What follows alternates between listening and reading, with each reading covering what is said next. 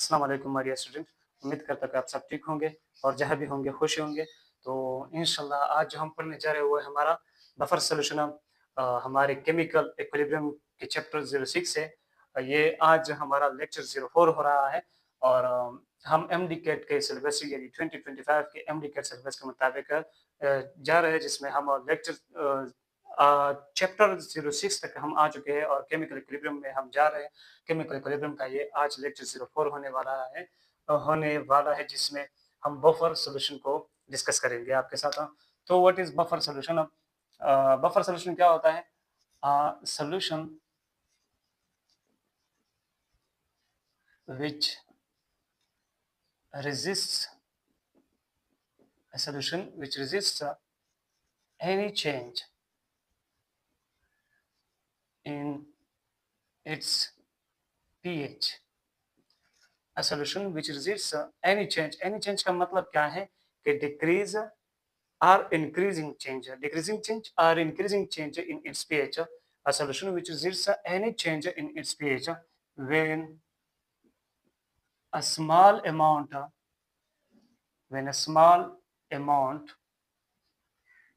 of strong acid or a small amount of a strong acid or a strong base is added is called buffer solution. तो इसको हम क्या कहते हैं? Buffer solution कहते हैं। एक ऐसा सॉल्यूशन जो क्या करता है, रेजिस्ट करता है, मुज़ाहमत शो करता है एनी चेंज या डिक्रीजिंग चेंज है या इंक्रीजिंग चेंज है इसके पीएच में।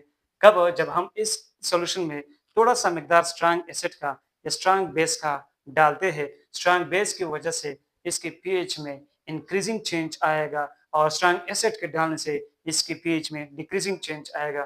तो वो इस चेंज के लिए जो रेजिस्टेंस शो करेगा, ऐसे सॉल्यूशन को हम क्या कहेंगे? Buffer solution.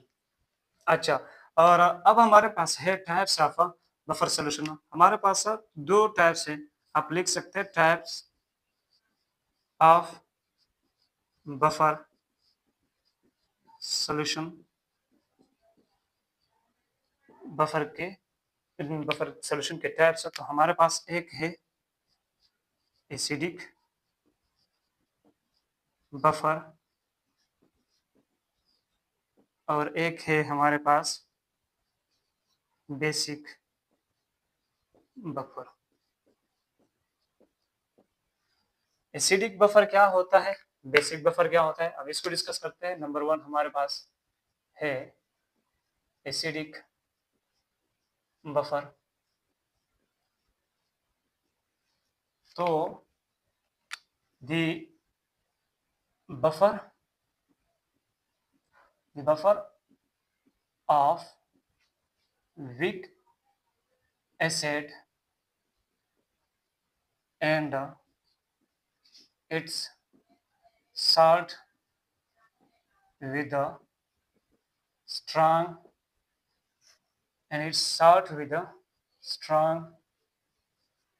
base.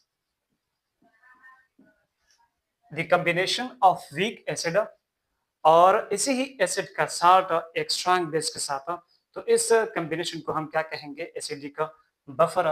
और मैं क्या करूंगा यहाँ पर आपके लिए एक एग्जांपल दे दूं। जैसे कि हमारे पास एक एग्जांपल है CH3COOH।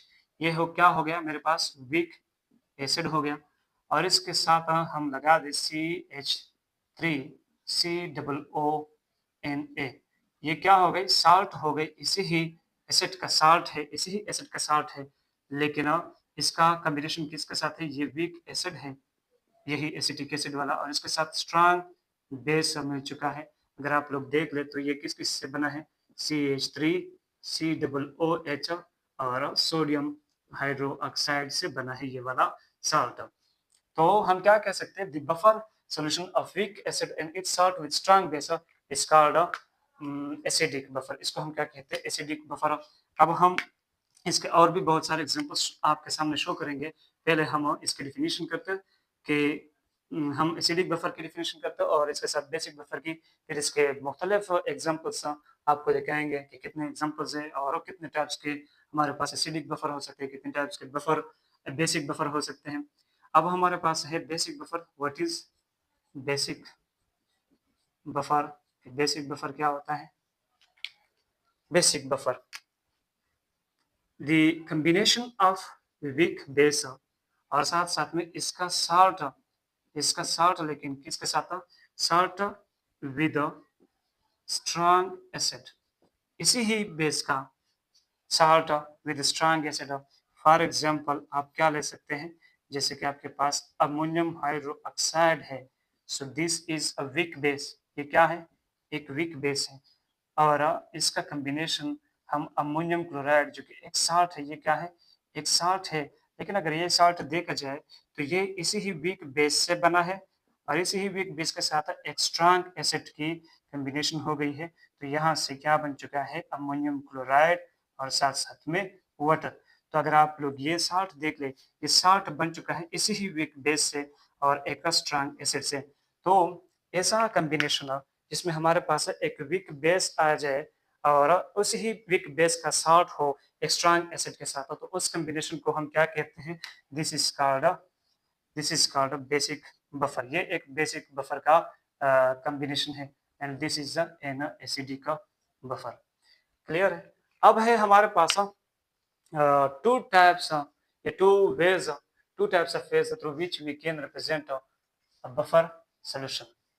हमारे पास दो तरीके हैं जिसके जरिए हम बफर सॉल्यूशन को रिप्रेजेंट कर सकते हैं। वो तरीके क्या है? अब हम उसको पढ़ते हैं।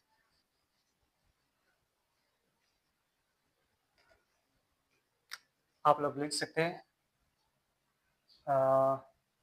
Types of methods for representing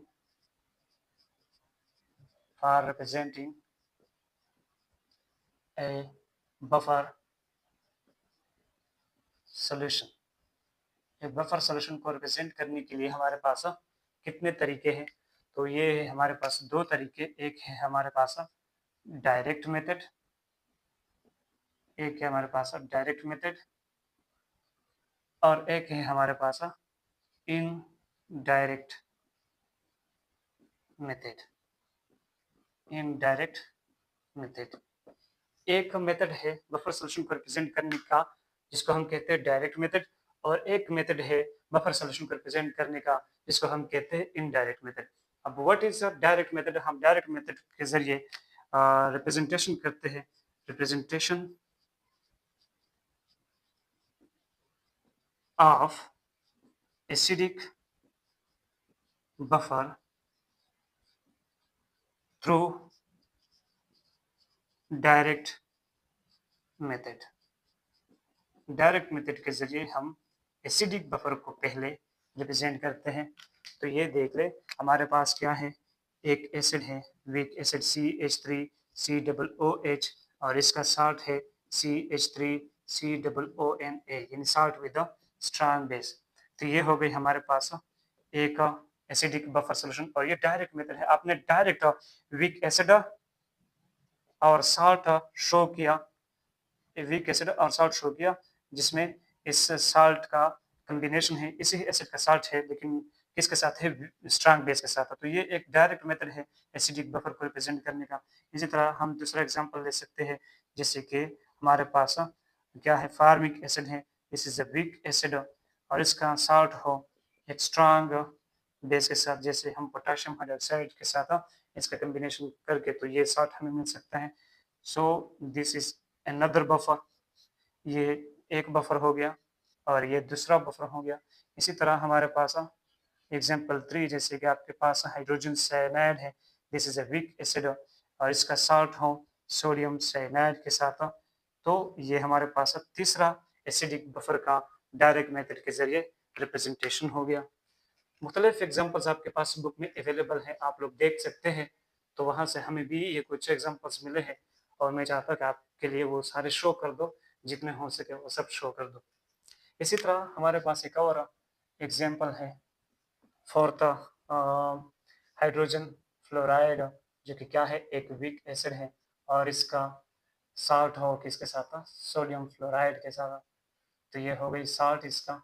so this is another buffer solution, acidic buffer. एक और ले सकते हैं आप लोग हाइड्रोजन सल्फाइड, जो कि वीक एसिड होता है और इसका हम क्या कर दें पोटाशियम सल्फाइड के साथ, अगर यानी ये एक साल्ट है और ये साल्ट इसी ही एसिड का स्ट्रॉन्ग बेस के साथ है। तो ये हो गई हमारे पास अनदर एसिडिक बफर का डायरेक्ट मेथड के जरिए रिप्रेजेंटेशन। इसी तरह आप लोग ये भी ले सकते हैं कि C6H5COOH, जिसको हम कहते हैं बेंजोइक एसिड। ये मेरे पास बेंजोइक एसिड हो गया और बेंजोइक एसिड का साल्ट C6H5COO सोडियम बेंजोएट, यानी ये वीक एसिड और ये उसका साल्ट। आई थिंक इतना काफी है। This is the representation of acidic buffer through direct method. अब हम इनडायरेक्ट मेथड को पढ़ेंगे तो हमें ये डायरेक्ट मेथड की भी समझ आ जाएगी कि ये डायरेक्ट मेथड और इनडायरेक्ट में डिफरेंस क्या है।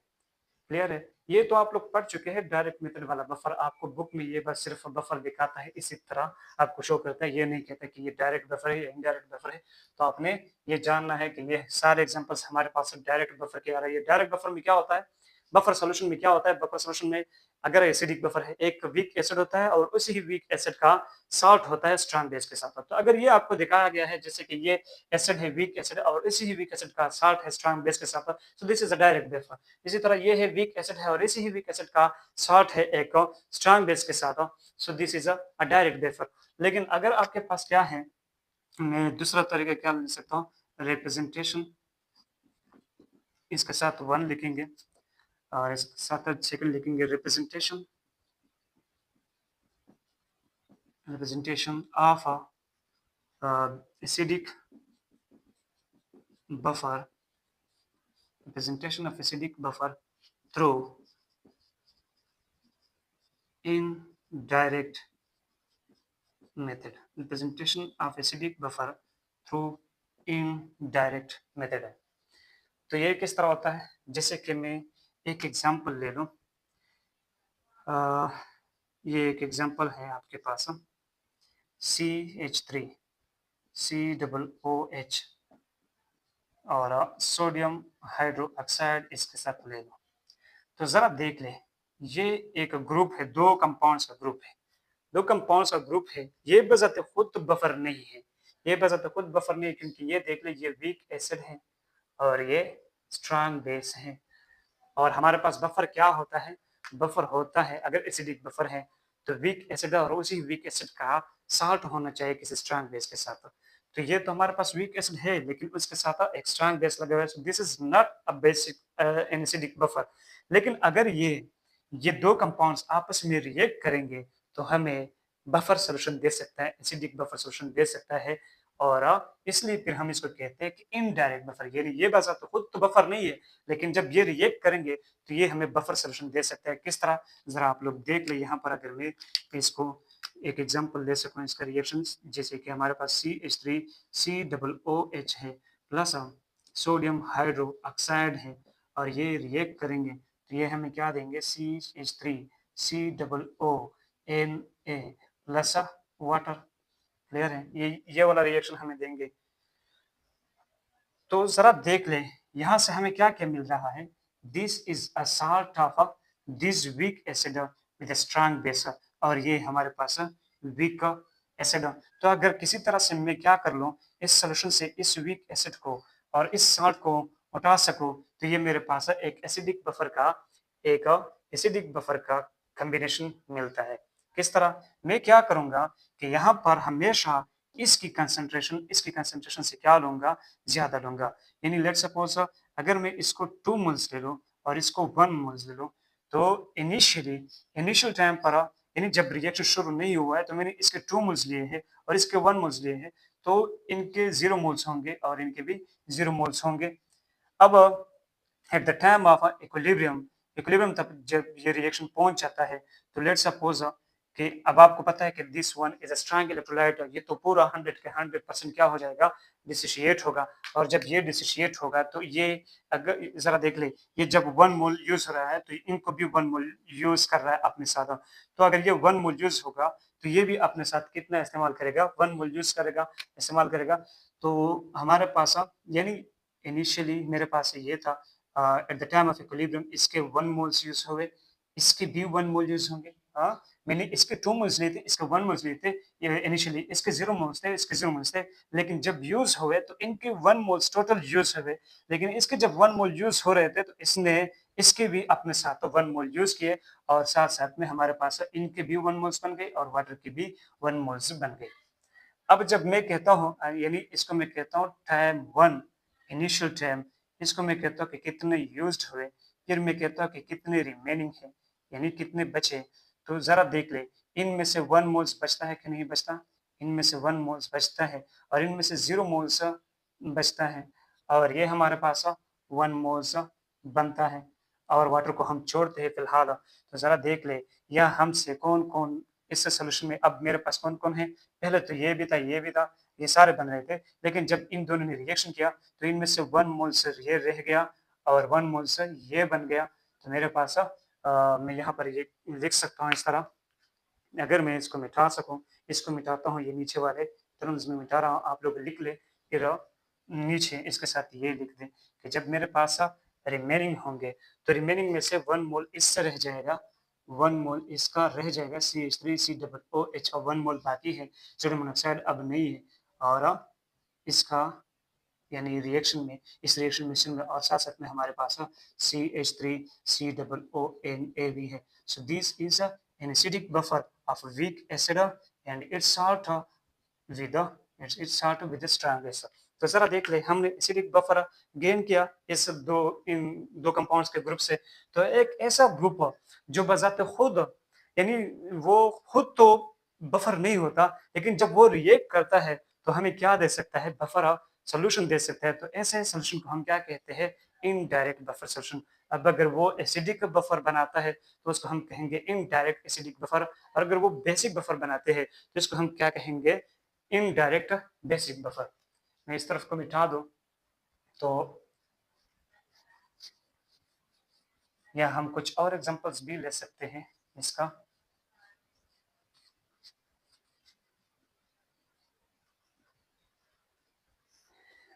इनडायरेक्ट बफर के कुछ और एग्जांपल्स, जैसे कि मैं क्या ले रहा हूँ इसके साथ, एक है हमारे पास हाइड्रोजन साइनाइड, एक है हमारे पास हाइड्रोजन साइनाइड, और एक है मेरे पास sodium hydroxide. This is another example of, ये एक ऐसा ग्रुप है, एक ऐसा ग्रुप है जो बशर्ते खुद तो बफर सोल्यूशन नहीं है, क्योंकि ये एक वीक एसिड है, and this is a strong base. और अब बफर क्या होता है, acidic buffer, weak acid and it starts with strong base. So this is not a basic या एसिडिक बफर। लेकिन जब ये रिएक्ट करेंगे, जरा देख ले, HCl जब रिएक्ट करेगा सोडियम हाइड्रो ऑक्साइड के साथ तो हमें क्या देगा, सोडियम साइनाइड देगा, सोडियम साइनाइड देगा, और साथ साथ में वाटर भी देगा।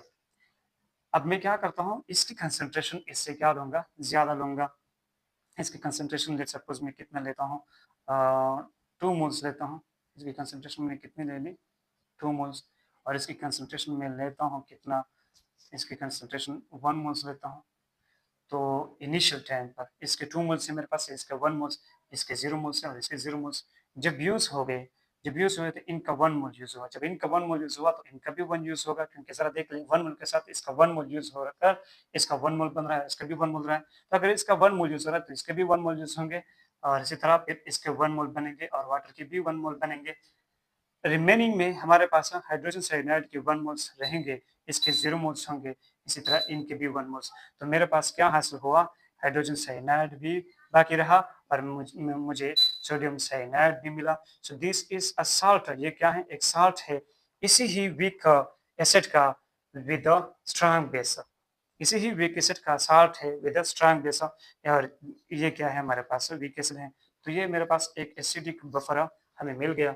तो हम कह सकते हैं कि this is an indirect buffer, क्योंकि ये बस खुद तो बफर सोल्यूशन नहीं था, लेकिन इसने हमें एक बफर सोल्यूशन दे दिया है जिसको हम कहते हैं एसिडिक बफर। तो आपको इनडायरेक्ट बफर भी मिल सकता है और डायरेक्ट बफर भी मिल सकता है। आपसे क्वेश्चन किया जा सकता है कि which one of the following group is an indirect buffer.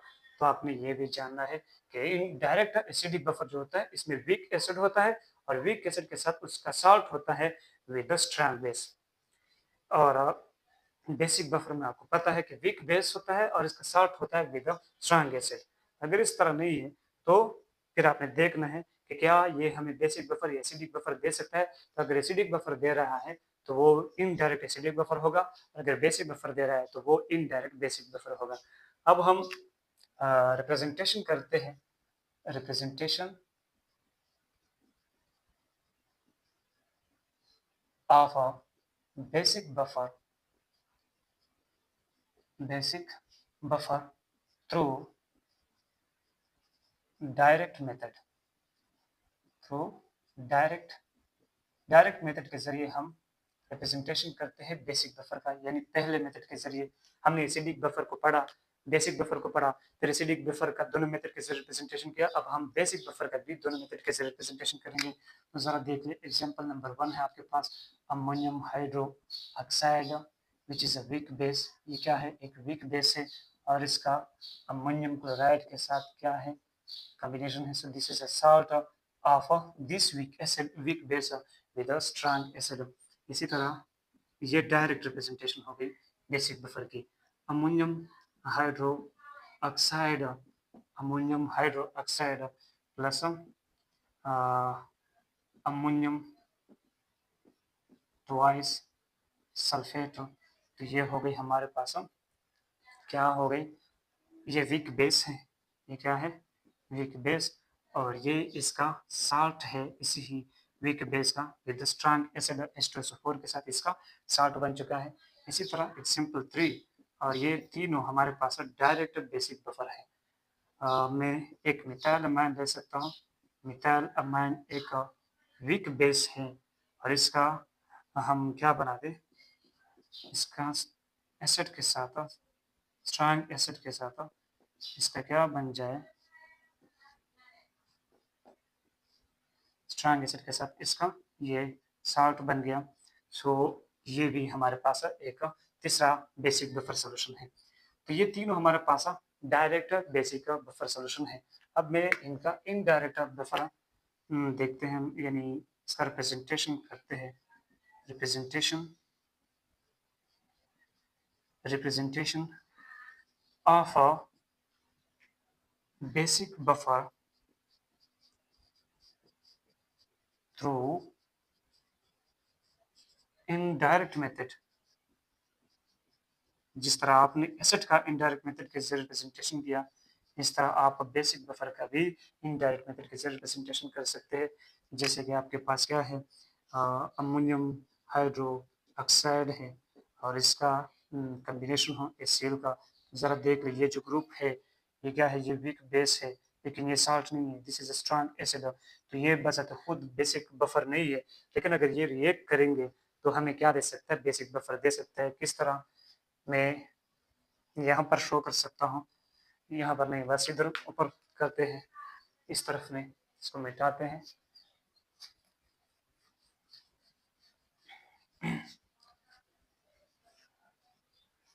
जरा देख ले किस तरह बनता है। अमोनियम हाइड्रोक्साइड और HCl अगर मिलते हैं तो हमें बेसिक बफर किस तरह देता है? ये मिलकर हमें क्या दे सकते हैं? अमोनियम क्लोराइड प्लस वाटर दे सकते हैं। अब अगर मैं क्या कर दूँ, इसको ज़्यादा लेना पड़ेगा। इसके 2 मोल्स ले लो, इसके 1 मोल्स। तो इनिशियली ये 0 होंगे, ये 0 होंगे, लेकिन जब यूज़ हुए तो इनके 1 यूज़ होंगे, इसके भी 1 यूज़ हो जाएंगे, इनका भी 1 बनेगा, इनका भी 1 बनेगा। रिमेनिंग में मेरे पास क्या रहेंगे? रिमेनिंग में मेरे पास अमोनियम हाइड्रोक्साइड भी 1 मोल रह जाएगा, 1 मोल। और HCl तो ख़त्म हो चुका है और यहाँ हमारे पास अमोनियम क्लोराइड भी 1 मोल बन चुका है। तो यहाँ से हमें क्या मिल गया? बेसिक बफर का सोल्यूशन मिल गया जब हमने इन दोनों को रिएक्ट किया। तो मतलब ये है कि दिस ग्रुप, ये जो ग्रुप है, this is an indirect basic buffer solution. This is an indirect basic buffer solution. समझ में आ चुकी है? उम्मीद करता हूँ कि आपको ये बात समझ में आ चुकी होगी, ये कंसेप्ट आपके समझ में अच्छी तरह आ चुका होगा। तो अब हम एक और एग्जांपल भी इसका लेते हैं ताकि कंसेप्ट काफ़ी ज़्यादा क्लियर हो जाए। तो हाँ, एक और एग्जांपल ले लें आप अमोनियम हाइड्रोक्साइड का, और इसका H2SO4 के साथ कॉम्बिनेशन अगर आप लोग ले लें, क्लियर है? तो ये स्ट्रॉन्ग एसिड है, this is a strong acid and this is a weak base, this is not basic buffer. लेकिन अगर ये रिएक्ट करेंगे तो हमें क्या दे सकते हैं कि जब दोनों रिएक्ट करेंगे तो हमें क्या दे सकते हैं? अमोनियम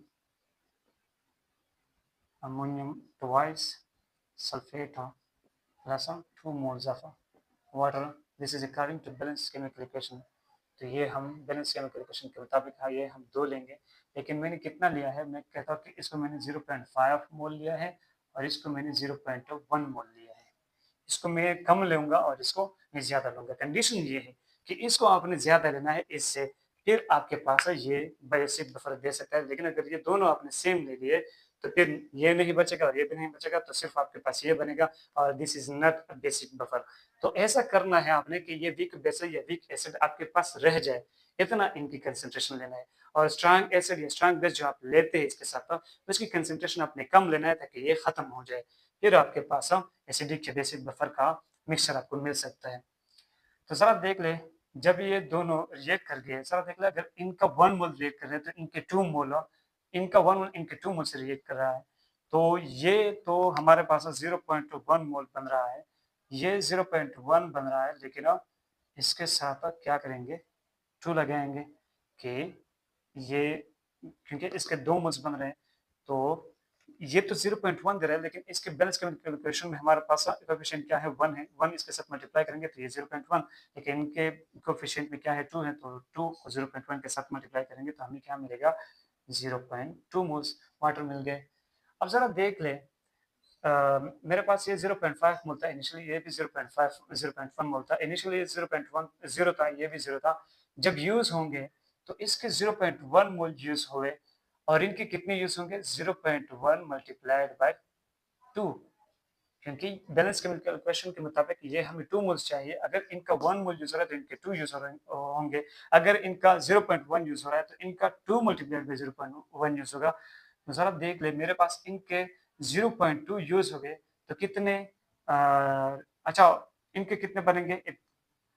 ये तो मैंने कह दिया कि इनिशियली इनका 0 था, इनका 0 था। जब इनके 0.1 मोल यूज़ हुए इनके, और इनके 0.1 मल्टीप्लाइड बाय 2 यूज़ हुए, तो इनका 0.1 मोल बन गया और इनका 2 मल्टीप्लाइड बाय 0.1 मोल बन गया। अब रिमेनिंग में हमारे पास अमोनियम हाइड्रोक्साइड के कितनी रिमेनिंग होंगे? ज़रा देख लीजिए, 0.2, 2 मल्टीप्लाइड बाय 0.1 तो इनके यूज़ हुए, तो ये 0.2 आता है, इनका आंसर 0.2 आता है। 0.2 0.5 से आप माइनस करेंगे तो अमोनियम हाइड्रोक्साइड आपके पास कितना बचता है? 0.3 बचता है। और H2SO4 0.1 आपने लिया था, 0.1 यूज़ हुआ तो वो नहीं बचता। आपके पास अमोनियम सल्फेट कितना बन रहा है? अमोनियम सल्फेट भी आपको मिल रहा है कितना? 0.1। तो ये आपको एक मिक्सचर मिल गया जो कि बेसिक बफर का मिक्सचर है। एक बेसिक बफर आपको मिल गया, और ये कहाँ से मिल गया? इन दो कंपाउंड से, जो कि वजह खुद तो ये बेसिक बफर नहीं थे, लेकिन जब ये रिएक्ट कर गए तो इन्होंने हमें बेसिक बफर दे दिया। So this combination is known as a indirect buffer solution. उम्मीद करता हूँ कि ये टॉपिक भी आपको क्लियर आ चुका होगा। अब हम पढ़ते हैं कि what is a buffer action. Clear है? बफर एक्शन क्या होता है? मैं सबको मिटा दूं।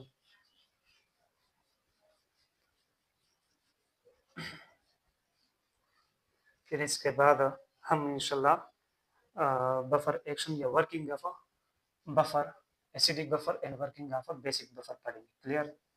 कि ये जो बेसिक बफर जो होता है ये किस तरह अपने पीएच के चेंज में रेजिस्टेंस शो करता है, उसको हम देखेंगे। पहले मैं आपको ये डिफिनेशन कर दूं कि ये बफर एक्शन क्या होता है। What is buffer action?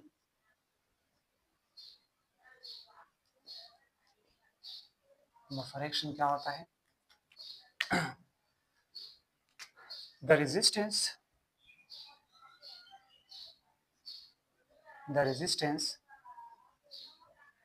offered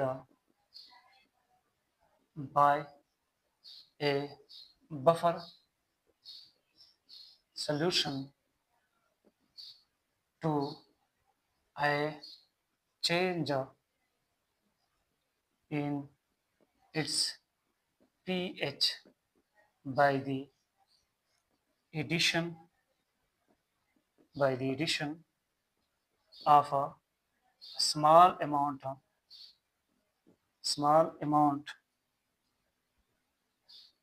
of a strong acid or a strong base.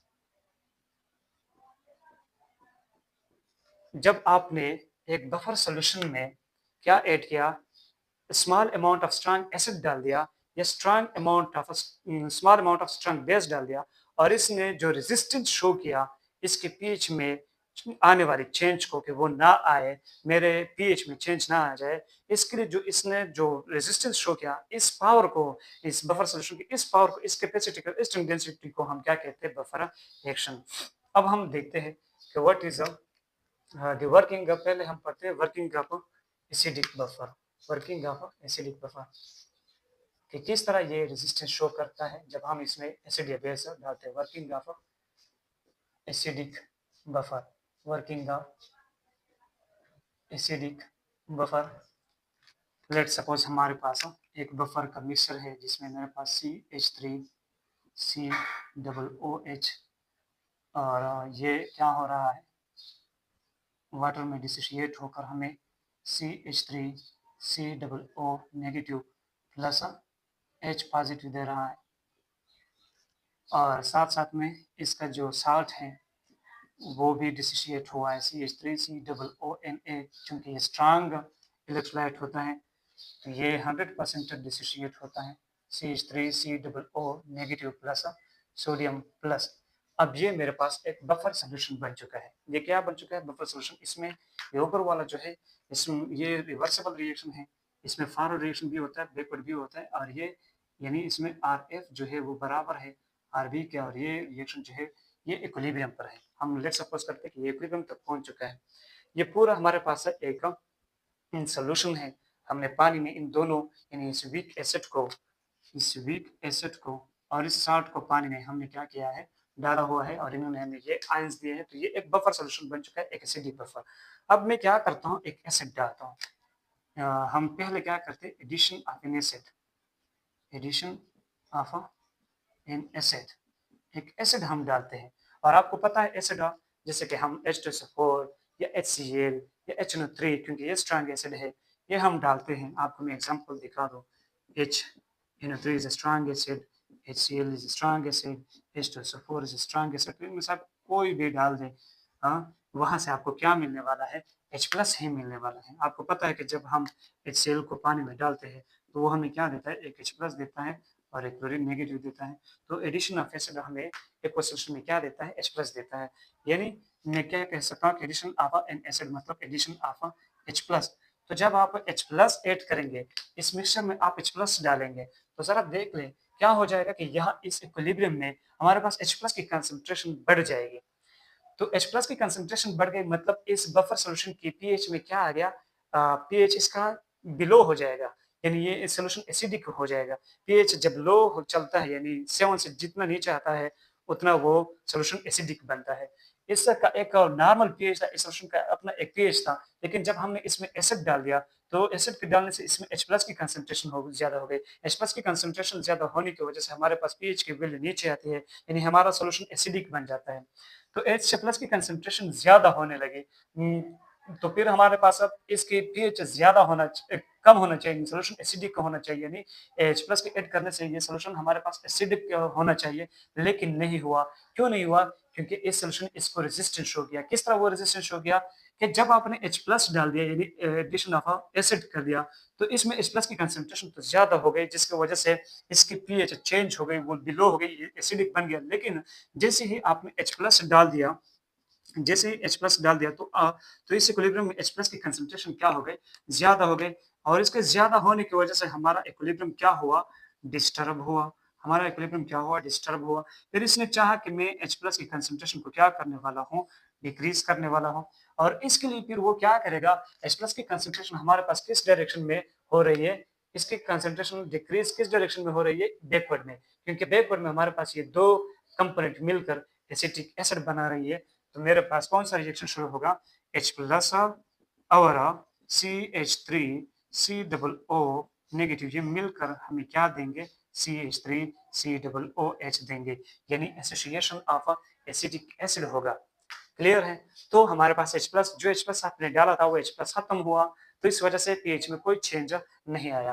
तो ये है ऐसा एसिडिक बफर में जो रेजिस्टेंस शो किया है वो ये है कि जो आपने H+ डाल दिया है उस H+ की वजह से उनके इक्विलिब्रियम में जो H+ था उनकी कंसंट्रेशन बढ़ गई।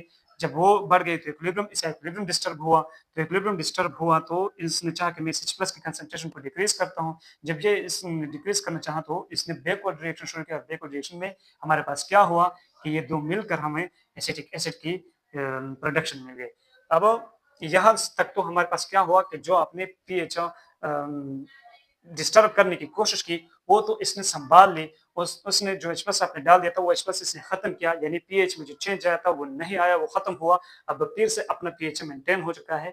लेकिन यहाँ एक और मसला हो चुका है। हमारे पास जब ये रिएक्ट कर गए तो मेरे पास एसिटिक एसिड बन गया यानी क्या हुआ कि मेरे पास CH3 C डबल OH की कंसंट्रेशन क्या हो गई?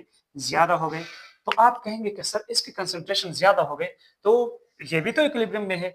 तो ये अगर इसकी कंसंट्रेशन ज़्यादा हो गई तो अब क्या होगा कि इसकी कंसंट्रेशन हमारा इक्विलिब्रियम हमारे अगेंस्ट जाएगा, इसकी कंसंट्रेशन को डिक्रीज़ करेगा तो वो फॉरवर्ड डायरेक्शन में आएगा और हमें फिर से ये चीज़ें मिलेंगी तो फिर से हमारा पीएच ज़्यादा हो जाएगा।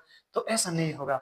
क्यों? क्योंकि यहाँ इस सोडियम एसीटेट जो कि स्ट्रॉन्ग साल्ट है, स्ट्रॉन्ग इलेक्ट्रोलाइट है क्योंकि मैंने आपसे कहा है कि साल्ट में कोई एक भी कंपोनेंट क्या हो स्ट्रॉन्ग हो तो वो साल्ट स्ट्रॉन्ग इलेक्ट्रोलाइट होता है और आपको पता है कि सोडियम हाइड्रोक्साइड ये सोडियम जो है ये सोडियम हाइड्रोक्साइड स्ट्रॉन्ग बेस से आया है so this is a strong component तो ये वाला साल्ट पूरा स्ट्रॉन्ग इलेक्ट्रोलाइट है तो यहाँ से हमें बहुत ज्यादा एसीटेट आयन बनेंगे। अगर मैं इसको 100 मोल लूंगा तो अप्रोक्सीमेटली इसके भी 100 मोल्स मिलेंगे, इसको 9 मोल्स लूंगा तो इसके भी 9 मोल्स, तो ये बहुत ज्यादा है और इनके ज्यादा होने की वजह से हमें यहाँ पर एसीटेट आयंस की कंसंट्रेशन बहुत ज्यादा मिल रही है। तो इस एसीटेट आयंस की कंसंट्रेशन को डिक्रीज करने के लिए क्योंकि इसकी कंसंट्रेशन ज्यादा होगी तो इक्विलिब्रियम डिस्टर्ब होगा तो वो इसकी कंसंट्रेशन को डिक्रीज करेगा और इसकी कंसंट्रेशन डिक्रीज करने के लिए वो बैकवर्ड रिएक्शन करेगा।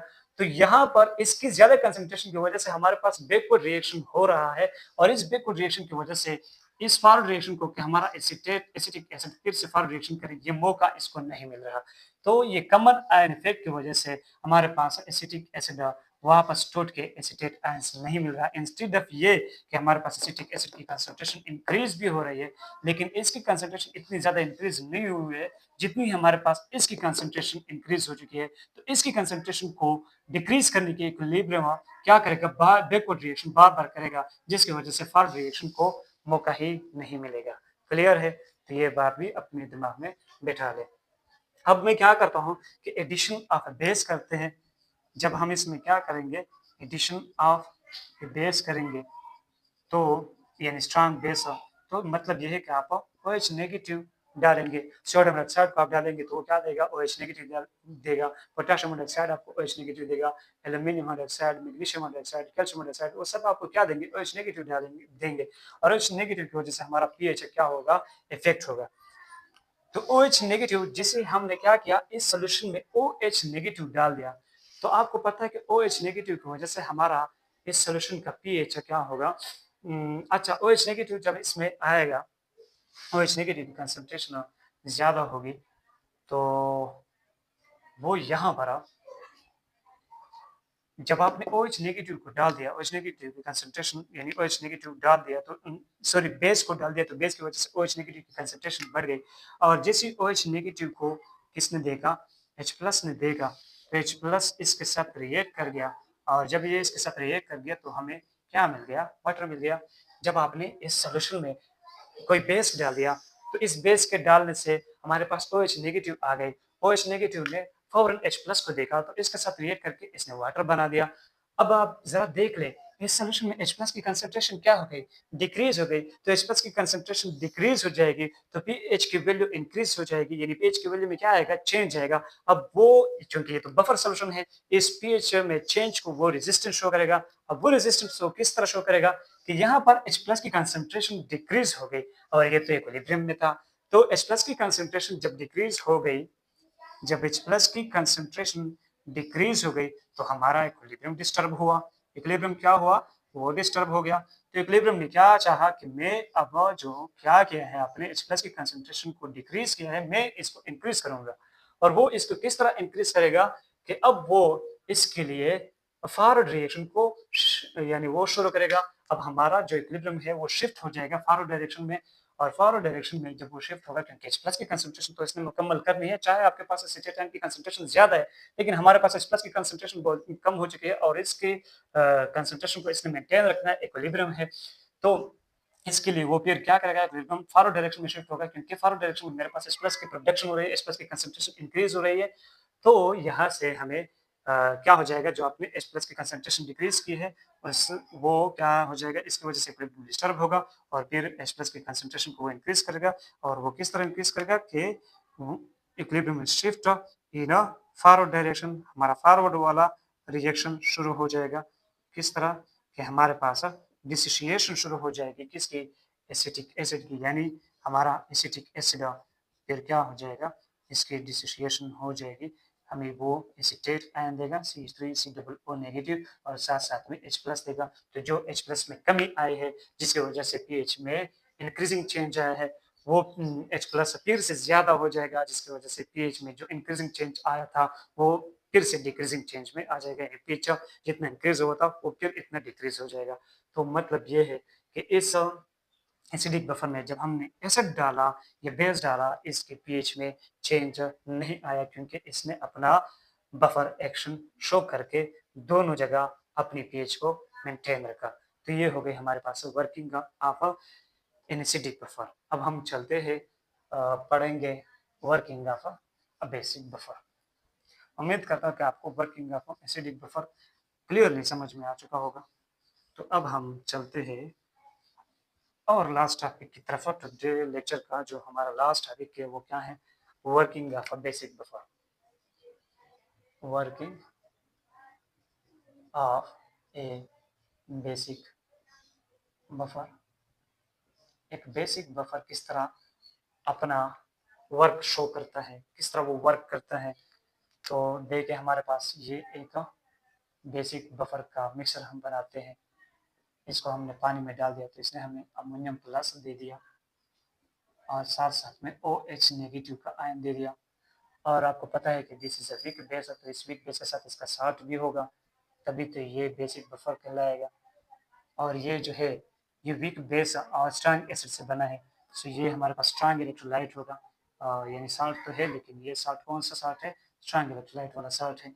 तो ये जितना होगा उतना हमें ये डिसोसिएट भी होगा, अमोनियम प्लस और क्लोरीन नेगेटिव देगा।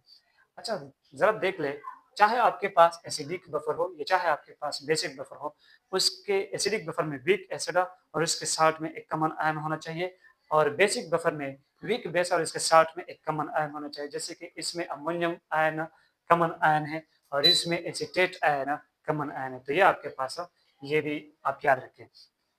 अब जरा देख ले इसको, ये मेरे पास एक बेसिक का बफर सोल्यूशन बन चुका है। मैं क्या करता हूँ कि इसमें एडिशन ऑफ एन एसिड करता हूँ। क्या करता हूँ, पहले हम ऐड करते हैं एसिड को, एडिशन ऑफ एन एसिड, हम इसमें एडिशन ऑफ एन एसिड करते हैं यानी H+ इसमें डालते हैं। तो जब मैं इसमें H+ डालूंगा, H+ जब इसमें मैं पुट करूंगा तो आपको क्या लगता है, वो डायरेक्ट वाटर को देख कर OH नेगेटिव के साथ रिएक्ट करेगा और जब ये इसके साथ रिएक्ट करेगा तो क्या बनाएगा, वाटर बनाएगा। अब आपको पता है कि OH नेगेटिव की कंसंट्रेशन जितनी कम होती है उतना हमारे पास वो सोल्यूशन क्या हो जाता है, एसिडिक हो जाता है, यानी उसका पीएच उसकी पीएच की वैल्यू इंक्रीज हो जाती है। जब हमने H+ डाला उसमें OH को खाना शुरू किया तो OH खाने की वजह से हमारा पीएच इंक्रीज हुआ, या POH आप कह सकते हैं कि POH डिक्रीजिंग में जाने लगा या POH इंक्रीजिंग में जाने लगा। क्लियर है, POH इंक्रीज होगा और पीएच इसके साथ डिक्रीज होगा। जब आप OH नेगेटिव की कंसंट्रेशन कम होगी तो हमारा सॉल्यूशन बेसिक हो जाएगा। सॉल्यूशन बेसिक हो जाएगा तो पीएच इंक्रीज होगा। क्लियर है? जब आप H+ डालेंगे तो H+ OH नेगेटिव को खाएगा, जो और जब OH नेगेटिव वो खाना शुरू करेगा तो इसकी वजह से हमारा पास OH नेगेटिव की कंसंट्रेशन कम हो जाएगी।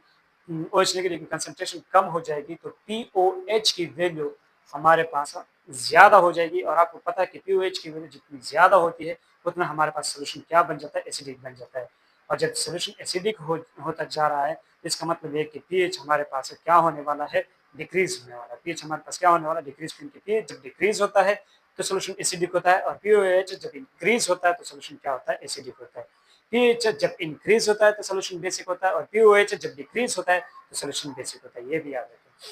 तो हमने जब H+ डाला तो H+ ने OH नेगेटिव को खाना शुरू किया, जिसकी वजह से हमारे पास POH की वैल्यू इंक्रीज हो गई और पीएच की वैल्यू डिक्रीज हो गई, यानी हमारा सॉल्यूशन एसिडिक का होने लगा। तो हमारा पीएच अब डिक्रीज होने वाला है। तो इस पीएच में जो डिक्रीजिंग चेंज आ रहा है वो इस चेंज के लिए ये बेसिक बफर रेजिस्टेंस शो करेगा। वो किस तरह शो करेगा कि आपने OH नेगेटिव को H+ से खा लिया तो यहाँ पर OH नेगेटिव की कंसंट्रेशन में क्या आ गई, कमी आ गई। OH नेगेटिव की कंसंट्रेशन में क्या आ गया, डिक्रीजिंग चेंज आया। तो इसकी वजह से हमारे पास इक्विलिब्रियम क्या हुआ, डिस्टर्ब हुआ। इक्विलिब्रियम क्या हुआ, डिस्टर्ब हुआ। और इक्विलिब्रियम जब डिस्टर्ब हुआ तो इसने क्या किया कि वो चाहता है कि मैं क्या करूं, इस OH नेगेटिव की कंसंट्रेशन को इंक्रीज कर दूं। तो फिर इसके लिए वो कौन सा रिएक्शन शुरू करेगा, ये देखिए हमारे पास फॉरवर्ड है और ये बैकवर्ड है। फॉरवर्ड रिएक्शन में हमारे पास OH नेगेटिव की कंसंट्रेशन डिक्रीज हो रही है तो यह हमारे पास फॉरवर्ड रिएक्शन होगा, यानी मेरे पास अमोनियम हाइड्रोक्साइड की क्या शुरू हो जाएगी, अमोनियम हाइड्रोक्साइड की डिसोसिएशन शुरू हो जाएगी। अमोनियम हाइड्रोक्साइड की डिसोसिएशन शुरू हो जाएगी। क्लियर है? तो फिर इस तरह OH नेगेटिव की कंसंट्रेशन जितनी कम हो गई थी वो फिर से ज्यादा हो जाएगी और जो पीएच में चेंज आया था वो पीएच फिर से वापस अपनी पोजीशन पर आ जाएगा। So this is the resistance offered by a basic buffer to the addition of an SLR। अब यहाँ पर हम एक और क्या डालते हैं, अब इसमें हम बेस डालते हैं, एडिशन ऑफ बेस करते हैं इसी ही बेसिक बफर में। अब हम बेस डालने वाले हैं, फिर वो देखते हैं कि वो किस तरह जो चेंज लाता है वो बेसिक बफर किस तरह मेंटेन रहता है। Clear? Addition of a base, और बेस डालेंगे मतलब OH नेगेटिव डालते हैं। क्लियर? तो जब आपने OH नेगेटिव डाल दिया, OH नेगेटिव डाल दिया तो OH नेगेटिव की कंसंट्रेशन क्या हो गई, यहाँ पर ज्यादा हो गई। OH नेगेटिव की कंसंट्रेशन ज्यादा होगी, जितना OH नेगेटिव की कंसंट्रेशन ज्यादा होती है POH की वैल्यू इतनी कम आती है और POH की वैल्यू जब किसी सोल्यूशन के लिए कम आती है pH की वैल्यू उतनी ही ज्यादा होती है। यानी इस सोल्यूशन के लिए pH की वैल्यू में क्या आएगा, इंक्रीजिंग चेंज आएगा और pH की वैल्यू जब इंक्रीज होती है तो सोल्यूशन बेसिक की तरफ जाता है। यानी इस सोल्यूशन में अब हमारे पास pH में इंक्रीजिंग चेंज आएगा और pH में जब इंक्रीजिंग चेंज आएगा तो इस इंक्रीजिंग चेंज के लिए ये बफर सोल्यूशन रेजिस्टेंस शो करेगा और वो रेजिस्टेंस किस तरह शो करेगा, वो इस तरह कि जब आपने एडिशन ऑफ बेस किया तो आपने क्या कर दिया, इन अदर वर्ड्स आपने OH नेगेटिव की कंसंट्रेशन इंक्रीज की और आपको पता है कि OH नेगेटिव इसमें इक्विलिब्रियम पोजीशन में मौजूद है। तो जब आपने ये किया तो इक्विलिब्रियम क्या हुआ, डिस्टर्ब हुआ। आपका इक्विलिब्रियम डिस्टर्ब हुआ और इक्विलिब्रियम जब डिस्टर्ब होता है तो वो आपके चेंज के अगेंस्ट जाता है, यानी वो क्या करेगा, जो आपने OH नेगेटिव की कंसंट्रेशन को इंक्रीज किया है वो इसको डिक्रीज करेगा। और इसके लिए कि OH नेगेटिव की कंसंट्रेशन इंक्रीज हो जाए तो वो किस डायरेक्शन में शिफ्ट होगा, बैकवर्ड डायरेक्शन में, क्योंकि बैकवर्ड डायरेक्शन में मेरे पास OH नेगेटिव क्या हो रहा है, यूज हो रहा है, कम हो रहा है, इसकी कंसंट्रेशन डिक्रीज हो रही है। तो मेरे पास कौन सा रिएक्शन शुरू हो जाएगा, बैकवर्ड रिएक्शन शुरू हो जाएगा। बैकवर्ड रिएक्शन भी कह सकते हैं कि हमारे पास बैकवर्ड रिएक्शन विल स्टार्ट या equilibrium will shift in backward direction.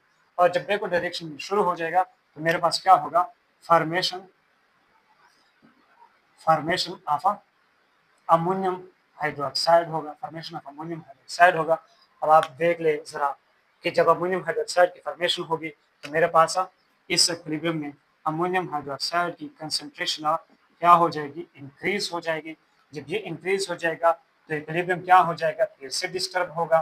Equilibrium यहाँ से भी डिस्टर्ब हो रहा है, तो वो क्या करेगा, इसके लिए वो अमोनियम हाइड्रोक्साइड की कंसंट्रेशन को डिक्रीज करने की कोशिश करेगा।